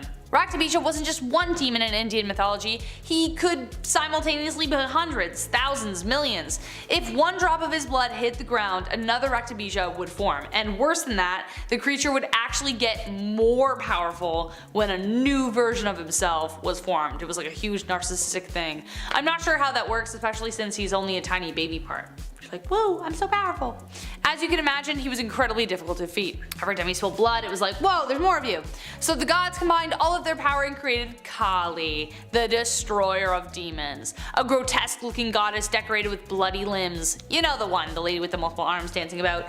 Yeah, an equally fierce demon to face Raktabija. During their battle, of course, his blood poured onto the ground from his wounds, creating thousands of demons. But instead of letting the blood drop to the floor, Kali pierced him and drank all of the blood so not a single drop would hit the floor. And that was how she destroyed him. Kind of like the OG battle vampire. Number 2, Putana. It takes some guts to take on the dude who was literally born to destroy you, but Putana thought she could do it. Putana was an evil demon who was passionate about taking the lives of the young. Needless to say, not someone you want at a daycare. When baby Krishna was born, it was foretold that he would destroy all the demons. Literally his job. So Putana thought she could take the guy out early. She disguised herself as a beautiful young woman, laced her breast with poison, and entered his room. Because of her disguise, nobody thought twice, and so she sat down to feed the babe. But unfortunately for her, she made a huge mistake. Krishna was born to destroy demons, never mind the poison, and as he fed from her, he sucked her life away instead. Putana died in absolute agony, and Krishna assured everyone that he was here to do one thing and one thing only: his job. And last but not least, number 1, Mahishasura. Look, I can understand appreciating the beauty of an animal, but when bestiality is thrown into the mix, we gotta pull the reins on that. I know Zeus from Greek mythology was all about that as well. It just seems to be a thing that gods like to do across the world. It's a global thing. Remember the king of demons? Well, this was another demon king who was the son of the king of demons, but not the one previously mentioned. But anyways, his mother was a buffalo. His father had fallen in love with the beauty of a buffalo and married her. Mahisha means buffalo and Asura means demon in Hindi, therefore buffalo demon. No man on this planet could kill him, and he was a very confident dude. He started a war with the people and won. His power knew no bounds because of course what man could kill him? However, there was a catch. A man couldn't kill him, but a woman could. But what woman could kill someone so strong? So the gods created the goddess Durga, and she waged war on the tyrant, finally fulfilling the prophecy. Boy oh boy, do I love a loophole. Number 10. The founding of Tenochtitlan. The Aztecs have a very strict set of rules when it comes to the appeasement of their gods. Just like any job, if the worker isn't happy, work isn't going to be done, or at least it isn't going to be done well. So when a god needs a little encouragement, the Aztecs will appease them with offerings of the highest value: human lives. In many respects, this is pretty cool, but it certainly didn't make them popular with other neighboring civilizations. For years they were just shoved around until the god Huitzilopochtli told them that he would aid them in finding their new home. All the citizens had to do was just look for a very specific signal, which would determine the land that they would call home. The symbol was an eagle perched on top of a cactus holding a snake in its mouth. And while wandering, lo and behold, a priest saw the signal, and when the people gathered, the cactus expanded until it became an island, and that island was thus dubbed Tenochtitlan, or the place of the prickly pear cactus. Number 9. Huitzilopochtli and his siblings. When the earth goddess Coatlicue was gifted with a child through a ball of hummingbird feathers, which is commonly denoted as the soul of a warrior, her other children, namely Sentzon Huitznawa, the 400 stars of the southern sky, and Koyolatsaqui, the goddess of the moon, decided that having a little brother would be more trouble than it was worth. I'm an only child, but my best friends are twins, so I kinda get the picture. As the siblings conspired to kill their mother and brother, Huitzilopochtli burst forth from his mother's womb, armed with a burning snake sword, battle-ready and fully grown. I can only hope it was a C-section. He defended his mother from the 401 siblings, beheading his sister and throwing her body to the earth. Sentzon Huitzna fled, and the image is used to explain why the sun, moon, and stars are chasing each other across the sky. Number 8. Tezcatlipoca and Quetzalcoatl's rivalry. The Aztecs' understanding of the world implies that there have been 4 times prior to this one that the gods have attempted to make humanity, and 4 times that the world has ended. Was it some great threat that wiped humanity off the face of the earth? Well, not exactly. See, the brothers Tezcatlipoca and Quetzalcoatl didn't exactly get along. The first time that Tezcatlipoca ruled the world, Quetzalcoatl destroyed it and then became the ruler of the second world. The third world was destroyed by Tezcatlipoca hitting Quetzalcoatl just a little bit too hard. They didn't really get along that great. Number 7. Jeep-Totec. One of the coolest things that can come from looking through various cultures' religions is the way in which they represent similar concepts. There are gods of storms, gods of war, and all of these differences between these types of gods can indicate so much about a culture and their values. In the case of Jeep-Totec, this was a god that was meant to represent agriculture and the seasons, and ritual flaying, apparently. Unlike the other gods of harvest, Jeep-Totec was a bit more given to a grim disposition, wearing a flayed skin which was meant to symbolize the changing of seasons. There is a certain beauty to this, as everything in Aztec culture was connected to human life in one way or another. Jeep-Totec's fashion habits are just deeply symbolic in a way that is, well, both rational and kind of metal. Number 6. How Quetzalcoatl made humanity for the 5th time. A lot of stories in the Aztec mythos vary in terms of their understanding of events. As a result, what caused the 4th end of the world and the birth of Quetzalcoatl is a little vague, but one story about the creation of the 5th world, our current world, is deeply fascinating.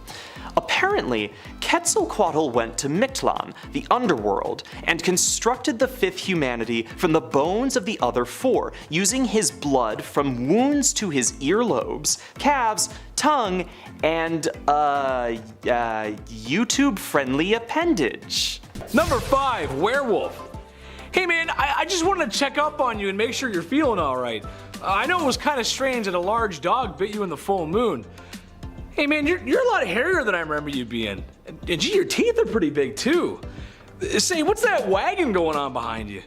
I'm sure you're fine. Yes, werewolves, another classic, if you will. Part man, part wolf. And the ability to transform into said beast at a full moon.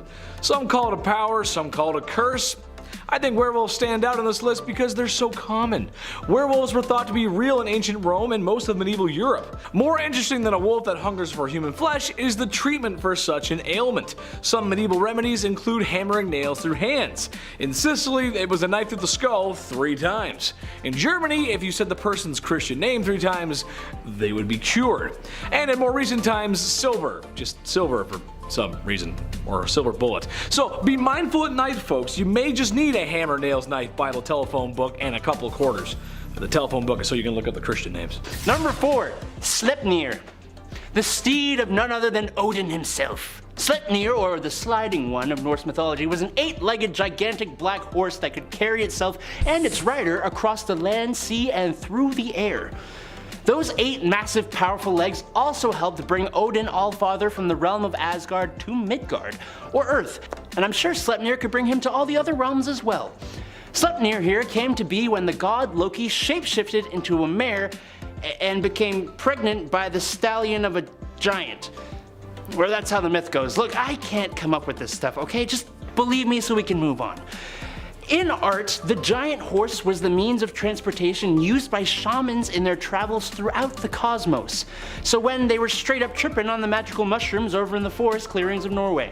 Number 3, dragon. Greetings, foul beast, for I am Sergeticus, knight of the not-so-round table. I have come to skewer your winged wickedness and end your sour reign, is what I would say if I was a knight in shining armor, with a broadsword and a shield. It's a classic story. There's always a knight and there's always a dragon that needs slaying. In European culture, dragons are depicted as large winged creatures, sometimes with the ability to breathe fire. Perhaps a representation or euphemism for a great challenge a knight may face. In Eastern culture like China, dragons have no wings and are more snake-like. However, both still look similar and both have the ability of flight. The Chinese dragon may also be able to use magic, so a fire breather and sorcery. Ooh, somebody get my sword. It's gotta go. No, bad.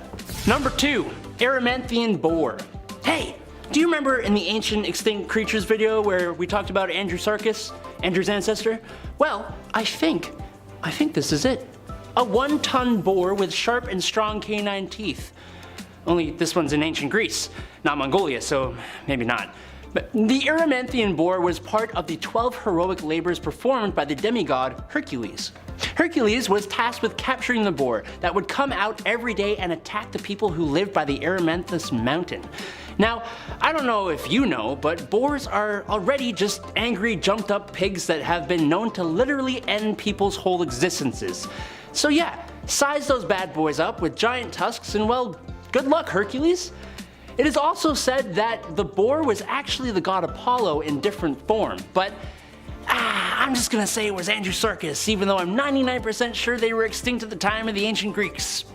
Number 1, mermaids. Ladies, you gotta put yourselves in our shoes. Imagine Adam and me on a vessel in the ocean for months on end, starving, thirsty, and lost. But I could always get lost in your eyes. Anyway, suddenly some thick fog breaks, and there upon some shallow rocks is a woman who's missing her blouse and has a fish's lower half for her lower half. How can I not stop and ask for help and or directions? Of course every fish lady wants to be around men who haven't had a good wash since they left port. The myth all makes sense. In a nutshell, that's what it is. The only difference is whether or not the mermaid is going to help you or bring you to your demise. We'll see. Alright, number 10, Thor goes fishing. Jormungand was yet another one of Loki's creative offsprings, born to be the destroyer of Thor during Ragnarok.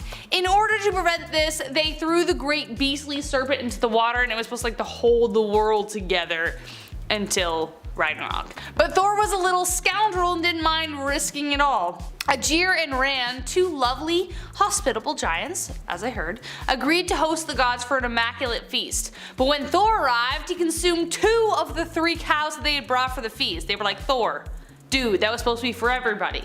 So they're like, okay, I guess we're gonna have to go fishing the next day. Then Thor slaughtered one of their biggest bulls to use for bait, which also sucked, but that was gonna be okay, he was gonna be strong for fishing. Anyways, they get out into the waves, and while the one giant gets 2 whales, 2 whales. Thor heads out further with a bigger game on his mind. Jormungand was, after all, beneath the waves. He cast his line out, and sure enough, he got a massive bite. The force was so immense that it pulled his feet through the boat, and the serpent's head was like coming up through the boat, about to bite him. Thor had his hammer ready to slay the beast, his mortal enemy, but then the giant cut the line because he got scared and the serpent slithered back into the water. Then Thor was so mad, he threw him overboard. Literally, the worst guest to have at a party. Eats all your cows, almost causes Ragnarok, and then throws you into the ocean with a giant serpent at the bottom. Alright, at number 9, good laugh. We all love a good laugh, right? Well, apparently a good laugh is what saved the Norse gods from facing vengeance from the giantess Skadi. You see, the gods killed Skadi's father and she demanded vengeance, but after a lot of negotiating with her, they were able to talk her out of that and instead offered her 3 things as reparations. The first was a husband of her choosing, however she could only choose him by his feet for some reason, don't ask me why. The second was having her father's eyes memorialized in the stars, and the third was just a good old laugh. Out of Skadi's 3 reparations, the hardest task was making her laugh. The gods tried everything to get a giggle out of the giantess, but nothing seemed to work. That's when Loki, the trickster god, came through and was basically like, step aside boys, let me handle this. And he sure did handle things. Loki then brought in a goat, tied a rope to it, and tied the other end to his nads, and proceeded to play tug of war with the goat. Like that. Both Loki and the goat screamed out in pain, as you could imagine, and Loki collapsed. And that is what made Skadi laugh. Number 8, a little bit of incest. Why not? Can we even do a list about mythology without mentioning incest? No, not probable. Why? Because, I don't know, the gods loved it. And people needed to populate the earth back then, so it wasn't too far-fetched of an idea. Anyway, even though Norse mythology doesn't love the idea of incest, doesn't mean it didn't happen. The goddess Signy fell into a pretty crummy marriage, and so to solve her situation, incest. She was married to Siggeir and didn't like him because 1, not a nice guy, and 2, not manly enough for her. He also was a terrible husband. He killed her father and all of her siblings, except for 1. Not cool, man. But the one that did survive, they teamed up to overthrow her hubby. Her 2 sons joined in, but they weren't ruthless killers and completely failed at all the times they tried to kill her dad. So she needed to up the ante, and that meant keeping it in the family, so she slept with her brother for 3 nights in order to spawn the force that would rid her of her husband. This son, when it came to fruition, knew what was up and eventually assassinated her husband. Does this remind anyone of like a certain god origin story in Greek mythology? Let me know in the comments if you're thinking what I'm thinking. At number 7, Loki the mayor. When it comes to gods sleeping around with everyone and everything, Loki gives Zeus a serious run for his money. There are tons of stories about Loki hooking up with gods, people, and just about every other living thing. One of the weirdest stories about Loki's escapades is how he once had a night in the woods with a horse. Basically, the story here is that there was a horse that he really liked, a stallion named Svaldafari. Svaldafari was a horse who belonged to a mason worker who just so happened to be a giant.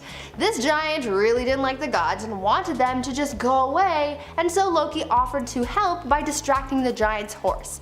Not really seeing how that's actually helping, but go off, I guess. Loki transformed himself into a mare, and then he and Svaldafari went off into the woods to mate. Horse Loki ended up getting pregnant and gave birth to an 8-legged steed named Sleipnir. Sleipnir then became Odin's steed, and this monster horse was actually featured in the Thor movie, so next time you watch it, keep an eye out for Loki's weird monster horse child. Number 6, giant cloud brains. I do love gazing up at the clouds, making up stories like, that's a dragon, that's a chariot, that's a bumblebee. No one knew thousands of years ago that clouds are just dense collections of water vapor floating through the atmosphere, so when they saw things in the cloud, they thought they were real. So in a way, it kind of makes sense. According to Norse mythology, the world was made up from human severed body parts, specifically of the giant Ymir. His blood turned into the oceans, his flesh became the land, his bones the mountains, his teeth the rocks, his hair plants, and his eyelashes became Midgard. So as much sense as that makes, the clouds were his brains. His skull was tossed up into the sky, held up by dwarves, they're still up there. His brain was tossed separately, and that made the clouds. Number 5, Sisyphus. Oh baby, do I feel this one. Story of my life, honestly, day late and a dollar short. Some of you folks at home may also share the same fate as me and this chiseled Greek man doomed for eternity. This one is also one of my favorites. Basically, Sisyphus was cheating the devil.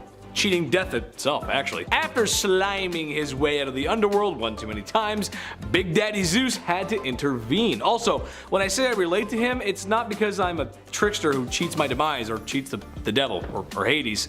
I'll explain. So, after Sisyphus had done what he'd done, Zeus sentenced him to roll a giant boulder up a hill for eternity. When he gets to the top, she rolls back down to the bottom and he has to start all over again every day for the rest of time. Not just life, or time. Sometimes in life it feels like you're on a grind and you work and work and work, and sometimes you go right back to square one no matter how hard you work. That sucks and that can be exhausting, but never give up, because Chetty ain't, and neither should you. Number 4, King Midas. The lesson in this one, folks, is to be careful what you wish for. King Midas was being granted a wish. He wished for anything I touch be turned to gold. Now, I'm not an economist because I already have too many jobs on the internet, but you can imagine how at today's rate of gold, how wealthy you would be. Sheesh! Yeah, gold was valuable back then, but now, wowie. So his wish was granted, and everything he touched turned to gold, which for a good couple hours must have been the most fun anyone has ever had ever. Dude was seeing drachma signs. However, this wealthy gift he had been given quickly turned into a curse, or a burden. Everything he touched turned to gold. That included his food. Because of this, he starved. To fix this burden, he bathed in a river, and it's said that's why gold can be found in that river. I wouldn't mind having that power myself, but if I made food gold, or even worse, what if I made my beer gold? Number 3, Narcissus. This one's in the name. Basically, there was a guy named Narcissus, and he was gorgeous. Like George Clooney, Brad Pitt, Ryan Reynolds gorgeous, all put together. Oh. And he knew it, and he loved his image. Now, as a guy who goes on camera every day, naturally, you hate yourself. You hate your self-image. That's how it goes. Ask anyone here, they would tell you the same thing. But also, as someone who's on camera every day and funny from time to time, you kind of like yourself on camera and you kind of like your self-image. It's a very strange relationship we have. However, no one is as bad as it comes to as Narcissus. One day in the forest, he came across a body of water where he saw his reflection cast, and it was so handsome, so gorgeous, that he couldn't look away. Ever. Hence the name Narcissist, or Narcissist. Or what most girls in high school find out what their boyfriends have. Narcissism. Ladies, let me know. Have you ever dated someone who has narcissism or looked in the mirror too long? Let me know, I'm curious. Number 2, Medusa. I feel like a lot of people know this one.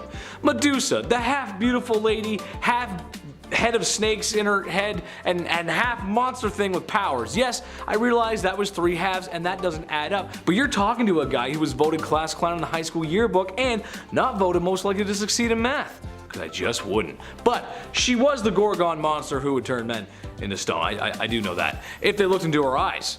That wasn't until your boy Perseus showed up like Link with the mirror shield and gave her a taste of her own medicine. What's the lesson on this one? I'm not sure. Maybe it's don't be so sure of your abilities. Maybe it's seeing things through.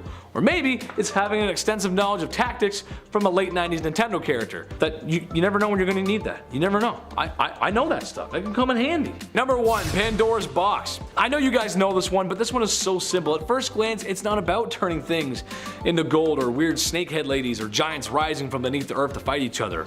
It's a box. Something ain't good in that box, but it's just a box. So don't open it. I'm gonna say it again because there's gonna be people in the comment section that are gonna say, but Chetty, because you said don't open it, that means I really wanna open it. Imagine I'm Robert De Niro telling you not to open it. Nope, no way. Nope, not gonna happen. Nope, null and void. Don't do it. Don't do it. That's how you know I'm serious, because I did a bad impression. Oh great, somebody opened it. Yes, that's right, Pandora's box was opened and it said that all the evils of the world were released from the box. Good tale, good moral, but who the heck thought putting all those evil things in the world in the box was a great idea?